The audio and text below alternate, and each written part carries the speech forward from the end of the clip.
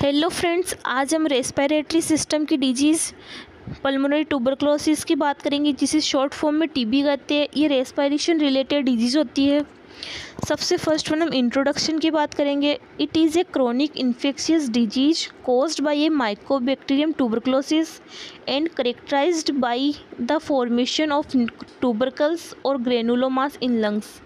ये chronic infectious disease होती है, इन्फेक्शन और इन्फ्लामेशन की, जो लॉन्ग टाइम से हमारी बॉडी में प्रेजेंट होता है इन्फेक्शन, जिसका नाम है माइकोबैक्टीरियम ट्यूबरक्लोसिस। और हम इसके करेक्टराइज फीचर्स की बात करें तो ये फॉर्मेशन होता है ट्यूबरकल्स का, जो राउंड नोडुल्स में प्रेजेंट होते हैं, और जो ग्रेनुलोमास जो हमारे सेल्स होती है वो लंग्स में जाके फॉर्मेशन कर देती है ट्यूबरकल्स का। Granulomas means localized collection of cells usually produced in response to an infection process।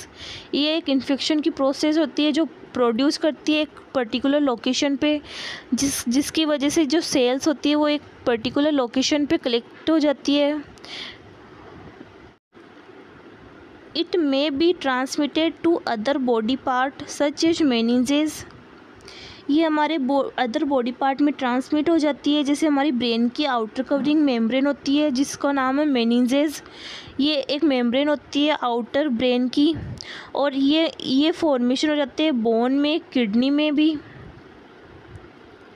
Transmit हो जाते हैं। हमारे बोन में और किडनी जो हमारी यूरिनरी सिस्टम होता है उसमें ट्रांसमिट हो जाते हैं बैक्टीरिया।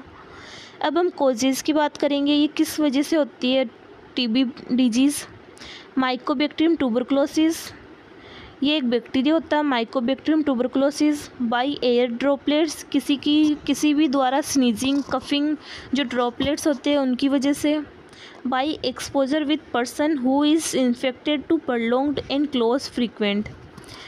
ये किसी भी पर्सन के एक्सपोज होने की वजह से, किसी बैक्टीरिया या इन्फेक्शन की एक्सपोज होने की वजह से दूसरे पर्सन से उसकी वजह से हो सकती है। अब हम रिस्क फैक्टर की बात करेंगे, कौन कौन से रिस्क फैक्टर है जिसकी वजह से ट्यूबरक्लोसिस हो सकती है। माल न्यूट्रिशन, अगर हमारा इम्यून सिस्टम डाउन होगा तो हमें टीबी डिजीज़ हो सकती है। एक्सेसिव एल्कोहल एडिक्शन, अगर कोई पर्सन एक्सेसिव एल्कोहल एडिक्शन है, अगर एल्कोहल इंटेक करता है एक्सेसिव अमाउंट में।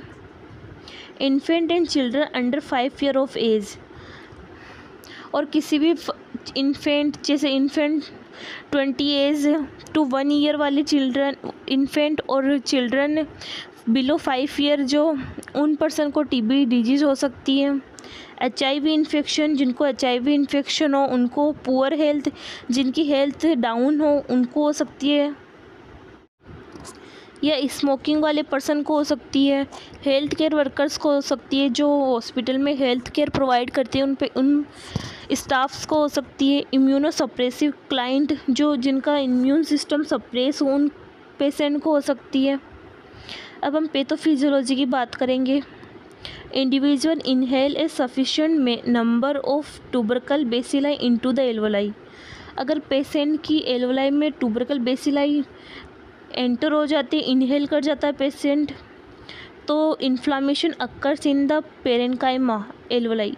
तो इन्फ्लामेशन हो जाएगा हमारी एल्वोलाई में। Bacilli passes down the bronchial system, और जो बेसिलाई है ट्यूबरकल बेसिलाई वो ब्रोंकियल सिस्टम में पास आउट हो जाएंगे।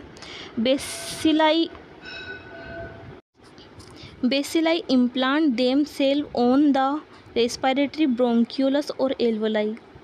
जो हमारी बेसिलाई होती है ब्रोंकियल, ट्यूबरकल बेसिलाई हमारा बैक्टीरिया होता है, वो इम्प्लांट कर जाता है हमारी रेस्पिरेटरी ब्रोंक्यूलस और एल्वोलाई में, जिसकी वजह से उसमें जाके मल्टीपल हो जाती है बेसिलाई। एंटीजन एंटीबॉडी रिएक्शन हो जाती है।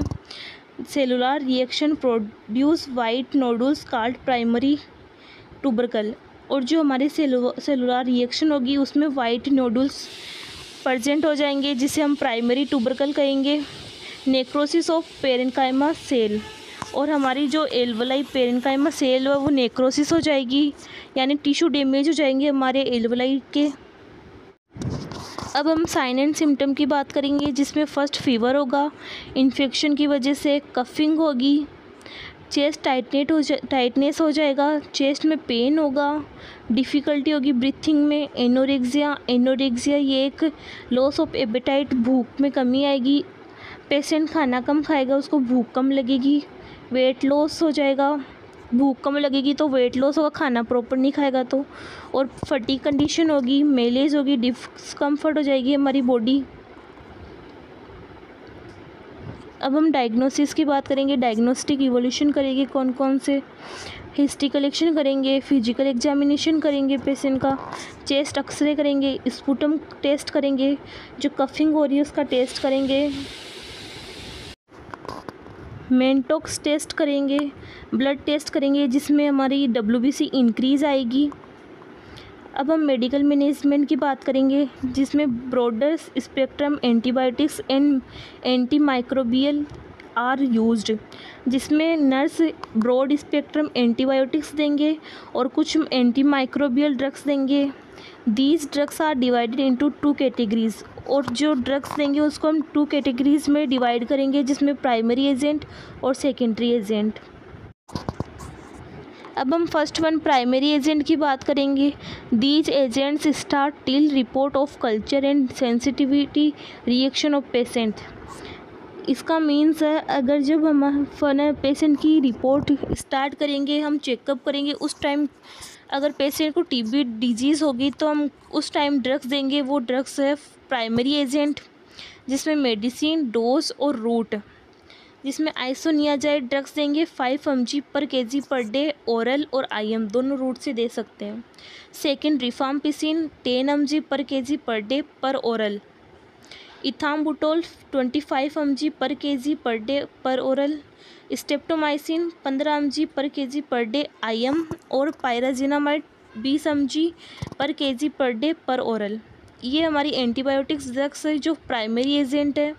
उसके बाद हम सेकेंडरी एजेंट ड्रग्स उस टाइम देंगे जब हमारी प्राइमरी एजेंट से इन्फेक्शन सीवियरली क्रोनिक हो गया, उस टाइम ट्रीट ना हो तो हम सेकेंडरी एजेंट देंगे जिसमें सिप्रोमाइसिन, कानामाइसिन और पैरामाइनोसैलिसाइक्लिक एसिड, साइक्लोसेरिन, ये 4 टाइप के ड्रग्स देंगे। Check self care capacity. Nurse self care capacity को चेक करेगी पेशेंट के। Assess educational level of patient के डिजीज़ रिलेटेड एजुकेशन लेवल को चेक करेगी। अब नर्स क्या क्या डायग्नोसिस करेगी पेशेंट को डिजीज़ के according. Anxiety related to knowledge deficient, patient को एंजाइटी की वजह से नॉलेज डेफिशिएंट होगा, जिसमें इंटरवेंशन करेगी। Provide proper knowledge about disease condition, causes, sign and symptom, preventive measures and treatment. Nurse disease condition के अकॉर्डिंग नॉलेज देगी प्रॉपर पेशेंट को, और कॉजेज़ बताएगी इस डिजीज़ के, साइन सिम्टम्स बताएगी, प्रिवेंटिव मेजर्स बताएगी और ट्रीटमेंट के बारे में एक्सप्लेन करेगी नर्स पेशेंट को। Provide psychological support to patient को साइकोलॉजी सपोर्ट देगी। Give answer to the question of patient से क्वेश्चन करेगी जिसका आंसर पुटअप करेगी nurse. Second, ineffective airway clearance, nurse in airway clearance के लिए कुछ इफ़ेक्टिव करेगी। नर्स इंटरवेंशन फॉलो करेगी। Give upright position on chair और bed for airway clearance, upright position देगी जो चेयर और बेड के लिए एयरवे क्लीयरेंस के लिए। Promote the patient for deep breathing exercise, और डीप ब्रीथिंग एक्सरसाइज के लिए प्रमोट करेगी पेशेंट को। Encourage rest and avoidance of exertion if acutely ill, और एनकरेज बढ़ावा करेगी रेस्ट के लिए और अवॉइड करेगी एक्यूटली इल के लिए, छोटी छोटी बीमारियों के लिए।